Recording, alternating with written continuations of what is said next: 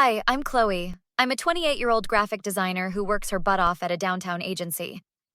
This morning, my phone buzzed with a text that knocked the wind out of me. "You're not invited to Emily's wedding. Jake thinks you'll ruin the mood." My own mother telling me I'm not welcome at my sister's wedding.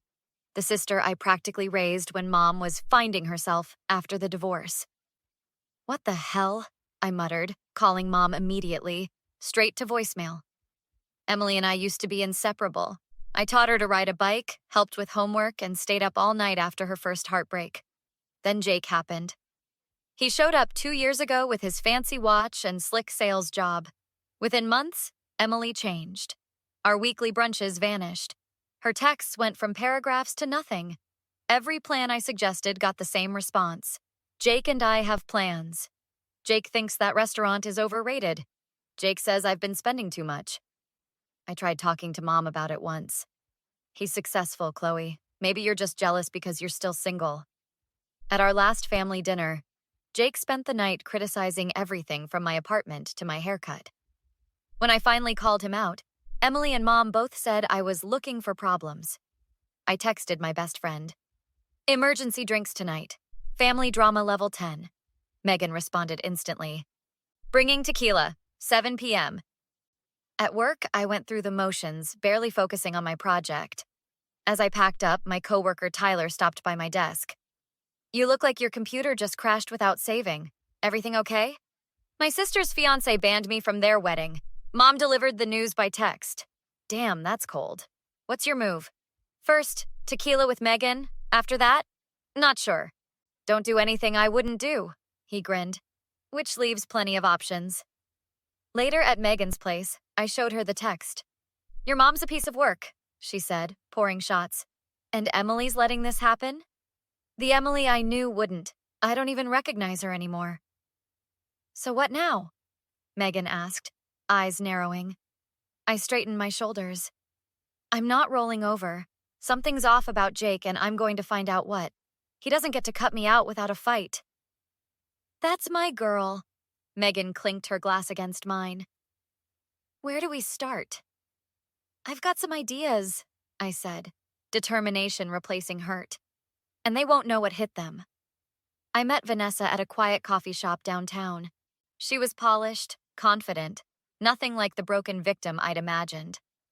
"I've been following Jake's social media," she said, stirring her latte. "When I saw he was engaged again, I almost contacted your sister directly." "Why didn't you?" "Would you believe a stranger saying your fiancé is a con artist?" I warned his second fiancé. She blocked me, then told Jake. He threatened to sue for harassment. Vanessa showed me photos of her and Jake from 3 years ago. He isolated me within months. Friends became jealous, family became controlling. Soon I only saw people he approved. That's exactly what's happening with Emily. Next comes the finances. Joint accounts only he monitors, convincing her to invest in his opportunities. My stomach dropped. Has he started a company recently? Let me guess. Luxury something? Real estate? Private club memberships? Boutique investment firm? Vanessa nodded grimly.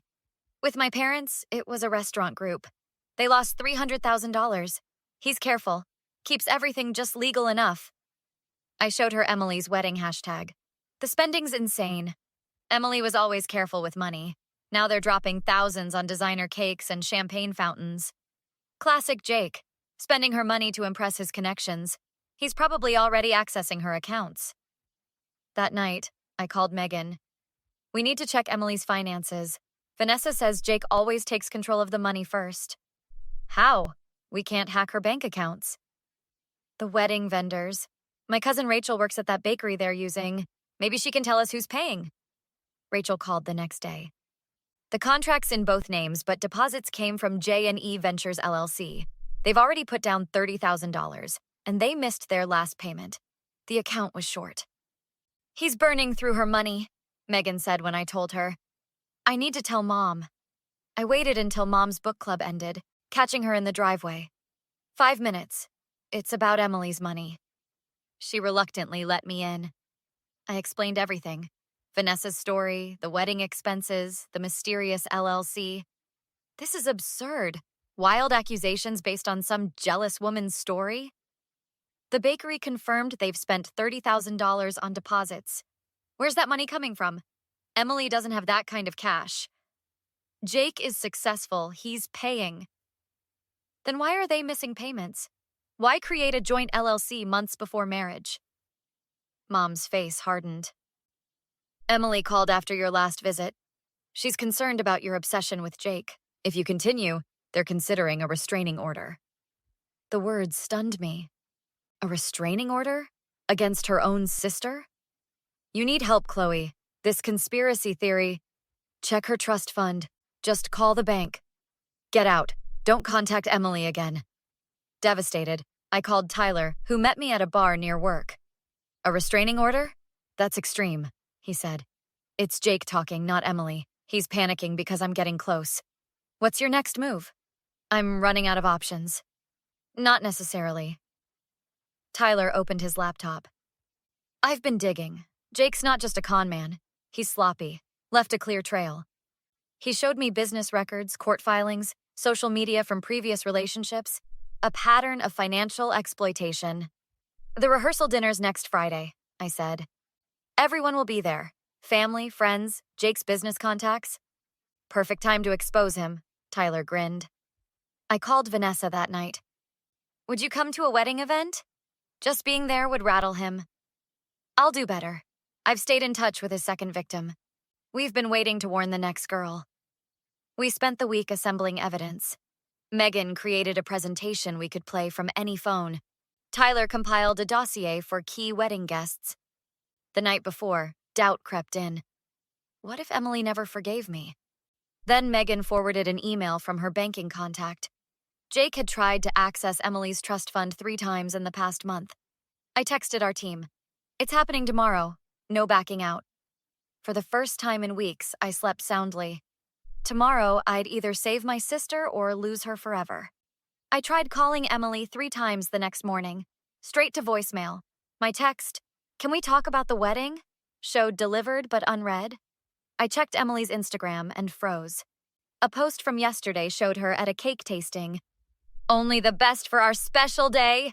#200 guests, #champagne fountain, #designer cake. 200 freaking people, I muttered, dialing Megan. You seeing this? 200 guests, but her sister doesn't make the cut? Something's seriously off with that guy. Your friends still work at that background check place? Give me an hour. While waiting, I noticed Emily's college roommate commenting on an old post. Miss you. When can we catch up? No response. Same pattern with 5 other friends. Unanswered messages about missed brunches and ignored calls. Megan called back. Jake has 3 bankrupted companies in 5 years, 2 lawsuits from business partners. And check this, engaged twice before to wealthy women. Both engagements mysteriously ended. What happened to those women? Working on it, but it's sketchy as hell. I drove to Mom's house, finding her gardening. We need to talk about this wedding situation. Nothing to discuss? Their wedding? Their choice? Did you know Jake's bankrupted 3 companies? Or had 2 broken engagements to wealthy women? Mom snipped a rose aggressively. Every businessman has setbacks. He's isolating Emily, controlling who she sees. That's ridiculous. She's happier than ever.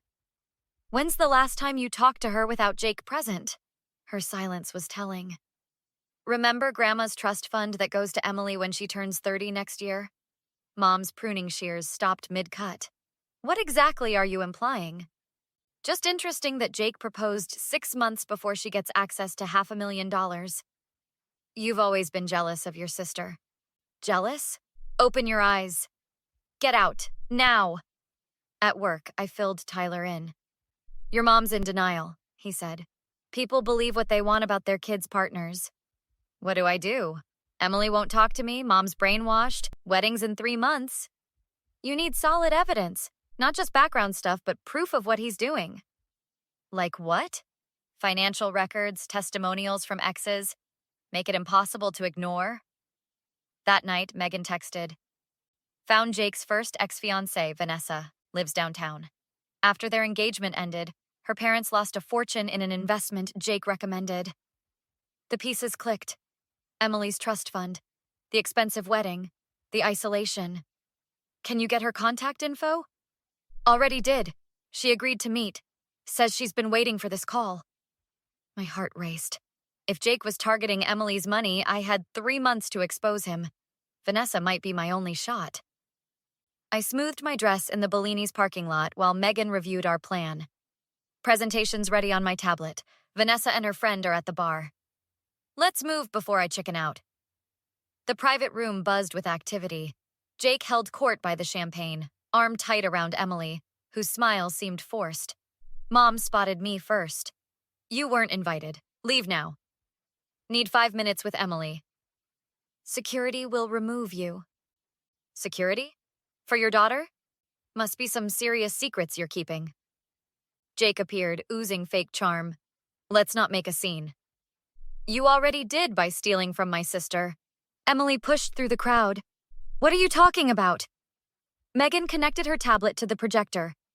Before you toast this couple, there's something you should see. The screen displayed Jake's financial records and transfers from Emily's account to J&E Ventures. This is insane. Jake lunged for the tablet, but Tyler blocked him. Meet Jake's previous fiancés, I said as Vanessa and another woman approached. Vanessa stepped forward. He did the same to us. Isolated us, controlled our money, then vanished with everything. Jake's smile disappeared. These women are crazy, jealous exes. Tyler distributed folders, bankruptcy filings, police reports, proof of Jake attempting to access Emily's trust fund. Jake grabbed Emily. We're leaving. These people are toxic. Emily stared at the financial statements. This is my signature, but I never authorized these transfers. Just investments I'm handling for us. By emptying my savings? What about my trust fund? Jake snapped. You never would have built anything worthwhile with that money. I have opportunities. The room went silent. So it's true, Emily whispered. You're after my money. Every couple shares finances. We're not married, and you've taken $40,000. Mom finally stepped forward. The trust requires my signature. Did you forge that too? Jake pointed a champagne bottle at me. You ruined everything. Security appeared at the doorway. 2 months later, Emily and I met for our 3rd coffee since that night. The bank's pressing charges. They found 5 attempts to access the trust.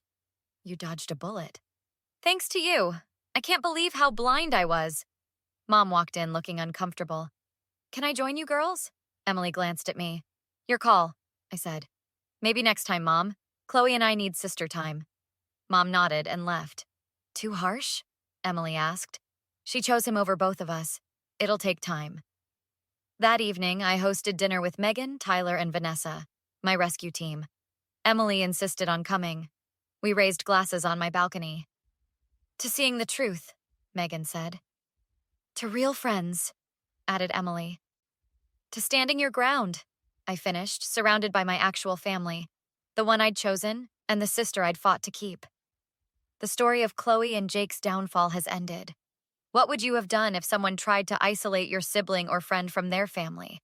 Would you have confronted them directly like Chloe did, gathered evidence first, or stayed out of it completely? Share your thoughts in the comments below. This kind of manipulation happens more often than we think, and your perspective might help someone who's going through something similar right now. If you enjoyed Chloe's journey to save her sister, hit that like button to help more people find this story. Subscribe to see more revenge tales of people standing their ground against toxic relationships and manipulation. New stories every week.